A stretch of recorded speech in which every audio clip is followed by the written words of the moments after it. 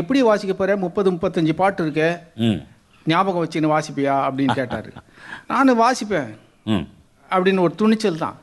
அவர் பாட்டெலாம் எனக்கு ரொம்ப பிடிக்கும். அப்போ கேட்டிருக்கேன், கேசட்டில் போட்டு கொடுத்தாரு, கேட்டேன். அண்ணா கிளி பாட்டு, அந்த பாட்டு, இந்த பாட்டெலாம் ஃப்ளூட் போர்ஷன்ஸ் எல்லாம் மனப்பாடம் பண்ணி வச்சுட்டேன் அதுக்குள்ளே. சரி, கச்சேரி வாசித்தேன். ஒரு 2 கச்சேரியில் நல்லா வந்துடுது, ஒரு ப்ராப்ளம் இல்லை. அவரு பரவாயில்ல, எல்லா கச்சேரிக்கும் வந்துடுன்ட்டார். இப்படி கச்சேரிக்கு எல்லா கச்சேரிக்கும் போகும்போது அவருக்கு ஒரு நம்பிக்கை வந்துடுச்சு.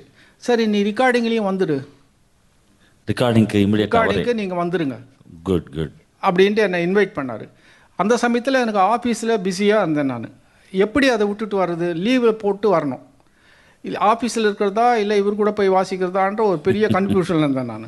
சரி, இருந்தால் கூட மியூசிக் தானே ரொம்ப நேச்சுரலாக, அதுதான் நமக்கு. இதெல்லாம் ஆர்டிஃபிஷியல், ஆஃபீஸ் வேலை பார்க்குறதெல்லாம் சும்மா ஏதோ ஒரு பழப்புக்கு. அதெல்லாம் உள்ளுக்குள்ளே மனசில் அந்த மியூசிக் தான் மெயினாக ஓடின்னு இருந்தது. ஆமாம், பெரிய மியூசிஷியன்னு சொல்லிக்க விரும்பலை, ஏதோ ஒன்று ஆசை, அதை வாசிக்கணும். மைக்கு முன்னால் போய் கூப்பிட்ட உடனே சரி ரெக்கார்டிங்க்கு அவருக்கு அப்போது வந்து பத்ரகாளி ஏதோ அப்படியே நடத்தியிருந்த பிக்சர். அது இப்போ ஞாபகம் இல்லை எனக்கு கரெக்டாக. அது என்னது, அவர் ரெக்கார்டிங்கில் போய் வாசித்தேன். எப்படி ரொம்ப பயம் எனக்கு. ஏன்னா எல்லா மியூசிஷியன்ஸும் மத்தியில் நானும், அவங்கெல்லாம் நோட்ஸ் எழுதுவாங்க, அதை நம்ம கண்டக்ட் பண்ணும்போது 1 2 3ன்னு சொல்லி வாசிப்பாங்க. நம்ம முன்னும் தெரியாத நம்ம அங்கே உட்காந்து வாசிக்கணுமே ரெக்கார்டிங்கு. நான் ஏற்கனவே ஜிகாமேஷ் ரெக்கார்டிங் வாசிச்சிருக்கேன்.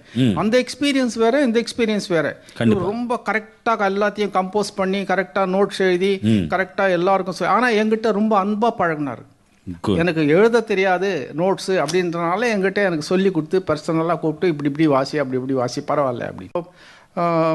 நிறைய பிக்சர்ஸ் அவருக்கு ஒர்க் பண்ணியிருந்தார். அப்போது காற்றினில் கீதம்ன்ற பிக்சர் ரொம்ப அப்போ அடுத்த பிக்சர் அது. அதில் ஃபுல்லாக நானே ஒர்க் பண்ணேன். Very good. தனி ஃப்ளூட்டிஸ்டாக நான் ஒரு ஃப்ளூட் தான் அவர் யூஸ் பண்ணுவார் யூஸ்வலாக.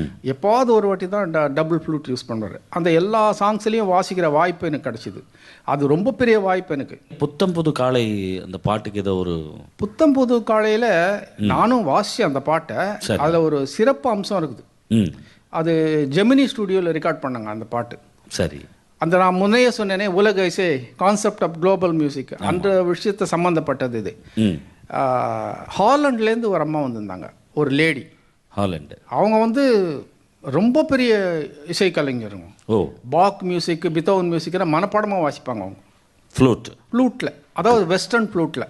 கிரேட். அவங்க வந்து அவங்களும் இளையராஜா, அவங்க எப்படி எதுனாக்கா எனக்கு நான் அவங்ககிட்ட போய் கற்றுக்கணும்னு இளையராஜாவுக்கு ஆசை. ஓஹோ.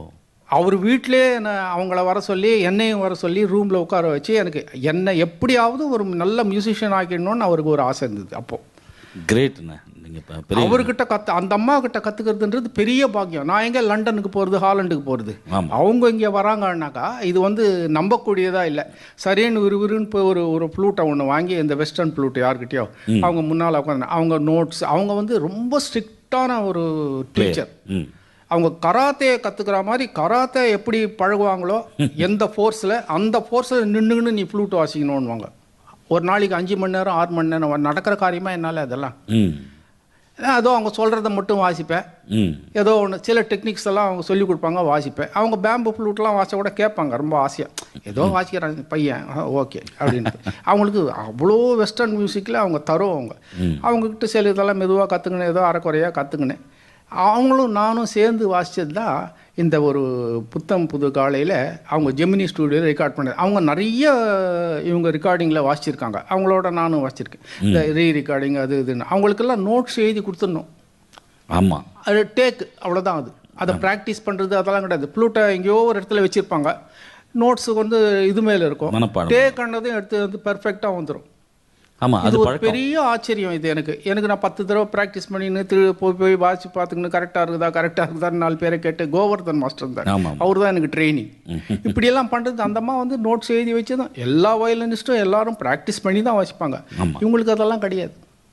அந்த டோனு அந்த இது கேட்கறதுக்கே ரொம்ப சுகமாக கொடுத்து வைக்கணும். அது கண்டிப்பாக. அது நான் வந்து அவங்க என்ன வாசிச்சாங்கன்றது வெஸ்டர்ன் ஃப்ளூட் அவங்க ராஜா சார் நிறைய யூஸ் பண்ணியிருக்காரு. அந்த ஒரு இது நான் ட்ரை பண்ணுறேன். அவங்கள மாதிரி என்னால் வாசிக்க முடியாது. கண்டிப்பாக கூட அதை எவ்வளோ தூரம் கெடுக்க முடியுமோ அவ்வளோ தூரம் கெடுத்துப்பாங்க. என்ன அற்புதமான பாட்டு.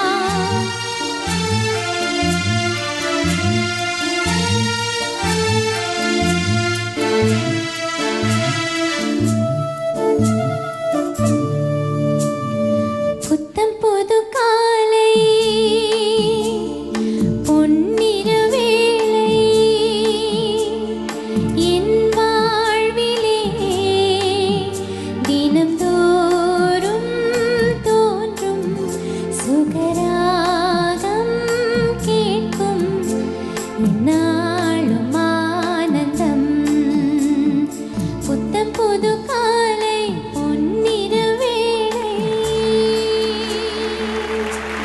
Very good very good. என்ன சவுண்டிங், என்ன ஒரு அற்புதமான பாட்டு, ஃபென்டாஸ்டிக். ரொம்ப அற்புதமாக வச்சிங்கண்ணே. Thank you so much. தேங்க்யூ. அந்த வரிசையில் பார்க்கும் பொழுது அழகிய கண்ணே, அது மகேந்திரன் சார் டைரக்டரில். அது அவர் ரிகார்டர்னு ஒரு இன்ஸ்ட்ருமெண்ட் இருக்கு. அது மேக்ஸிமம் ராஜா சார் தான் யூஸ் பண்ணியிருக்காரு. அதுதான் கேட்க வந்தேன். அது ரொம்ப எமோஷனல் இன்ஸ்ட்ருமெண்ட் அது. அது வாசிக்கிறது கூட கொஞ்சம் வேற மாதிரி தான் அது. ஃபிங்கரிங் வந்து சாதாரண ஃப்ளூட் மாதிரி இருக்காது, கொஞ்சம் வித்தியாசம். ஜஸ்ட் வாட்ச் காட்டுங்க அது எப்படின்னு.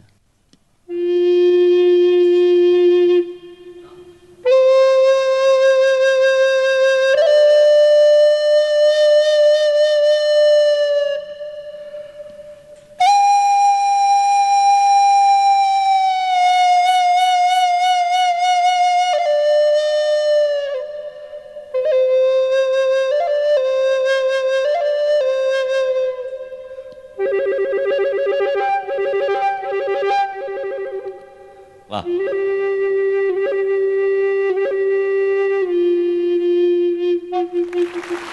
என்ன ஒரு அற்புதமான சவுண்ட். வாவ்.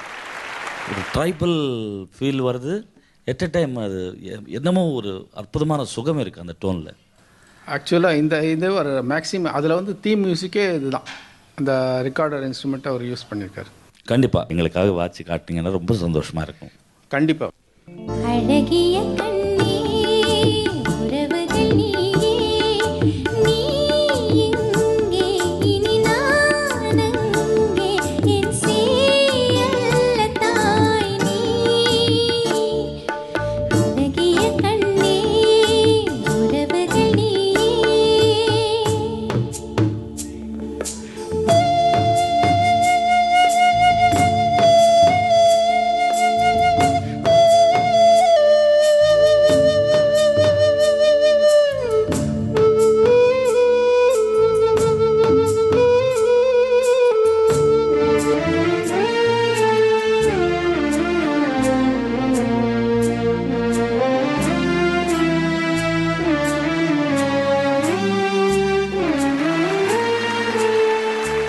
என்ன ஒரு அற்புதமான டோன். எந்த லிங்க் பண்ணுற விதம் தான். ஒரு இசையமைப்பாளர் வந்து ஒரு கற்பனை தானே சார், க்ரியேட்டிவிட்டியில் இந்த இன்ஸ்ட்ருமெண்ட்டு இந்த டோனில் இங்கே ஜாயின் பண்ண நல்லாயிருக்கும் அப்படின்றது தான் அவங்களுடைய க்ரியேட்டிவிட்டி. இந்த பிஜிஎம் கேட்கும் பொழுதே ஒரு எங்கேயும் இழுக்குது. ஒரு அற்புதமான சவுண்டு அதில் மிங்கிள் பண்ணிவிட்டு அதுக்கப்புறம் ஒரு பேத்தாஸ் பிட்டு கீபோர்டில் ட்ராவல், வயலன்ஸில் ட்ராவல் பண்ணும்போது அவ்வளோ சுகமாக இருந்தது. ஆமாம்.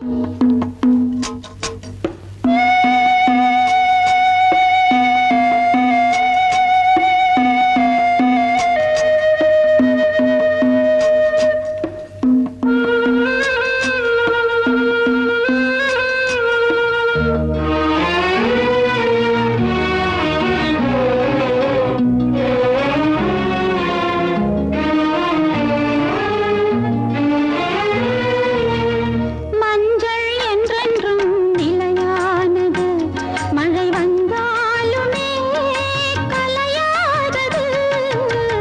மஞ்சள் என்றென்றும் நிலையானது, மழை வந்தாலுமே கலையாதது. நம் வீட்டில் என்றும் கலைவாதது, என் நெஞ்சம் அலையாதது. அழகிய கண்ணே உறவுகள் நீயே, நீ எங்கே இனி நான் அங்கே, என் சேயல்ல தாய் நீ. அழகிய கண்ணே உறவுகள் நீயே. இந்த தீம் ஃபுல்லாக படம் ஃபுல்லாக வரும். ஓ, ஆர்ஆர்லேயும் இந்த ஒரு யூஸ் பண்ணாங்க. பர்டிகுலர் மியூசிக்கு அந்த பிக்சரே ரிஜிஸ்டர் பண்ணியாச்சு. அந்த ஸ்டோரியே அப்படி. வா, அந்த ஸ்டோரி, அந்த பிக்சரைசேஷன் ஆஃப் த இது, அந்த குழந்தைங்க எவ்வளவு இன்வால்மெண்ட்டு. ஒவ்வொரு ஒரு இசை ஜஸ்ட் ஒரு பாட்டால் நம்ம ட்ராவல் பண்ணிட்டு இருக்கோம் அப்படின்னு நினைப்போம். அந்த படம் ஃபுல்லாக ட்ராவல் பண்ணுது. ஆமாம் ஆமாம். அந்த ஸ்டோரிக்கு இணைந்து அது அந்தந்த டோன்ஸ், அந்த ஹாண்ட் பண்ணுற சீன்ஸ் வரும்பொழுது அவ்வளவு இம்பேக்ட் அவ்வளவு அதிகமாக இருக்கும். ஹமாம் மனதோடு மனவில் ஒரு ஸ்மால் பிரேக்கு பிறகு சந்திப்போம். டென்டல் அசோசியேஷன் மற்றும் கோல்கேட் பல்கூச்சத்திற்கு சிறந்த ஆலோசனை அளிக்க சென்சிட்டிவிட்டி ஹெல்ப்லைனை அறிமுகப்படுத்தியுள்ளது. இன்றே போன் செய்யுங்கள்.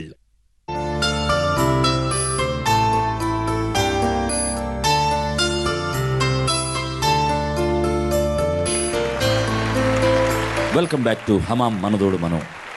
அண்ணே, அந்த வரிசையில் பார்க்கும் பொழுது சூப்பர் எவர்கிரீன் சாங்ஸ் சார். எல்லாமே லிஸ்ட் எல்லாம். பனி விழும் மலர்வனம் மறக்க முடியாத பாட்டு.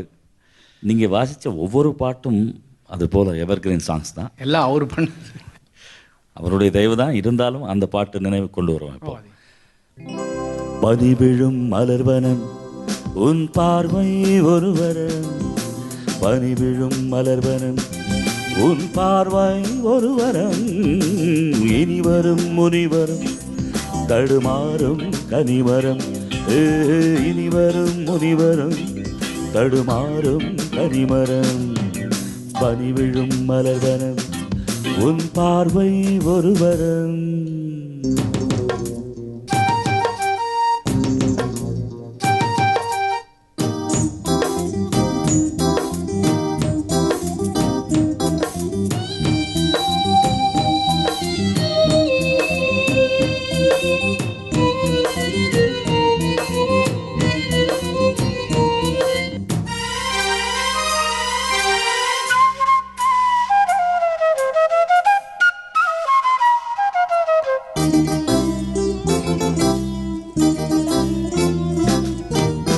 சேலை மூடும் இளஞ்சோலை மாலை சூடும் மலர் மாலை, சேலை மூடும் இளஞ்சோலை மாலை சூடும் மலர் மாலை, 20 நினைவுகள் நகரெங்கும் ஒளிவிடும், இளமையின் நினைவுகள் விழியோரம் தழுவிடும், கைகள் இலைகளில் நெளிகையில் இடைவெளி குறைகையில் எரியும் விளக்கு சிரித்து கண்கள் மூள், பனி விழும் மலர்வனம் உன் பார்வை ஒருவரம், இனி வரும் முனிவரும் தடுமாறும் கனிமரம், பனி விழும் மலர்வனம், பனி விழும் மலர்வனம், பனி விழும் மலர்வனம். What a song.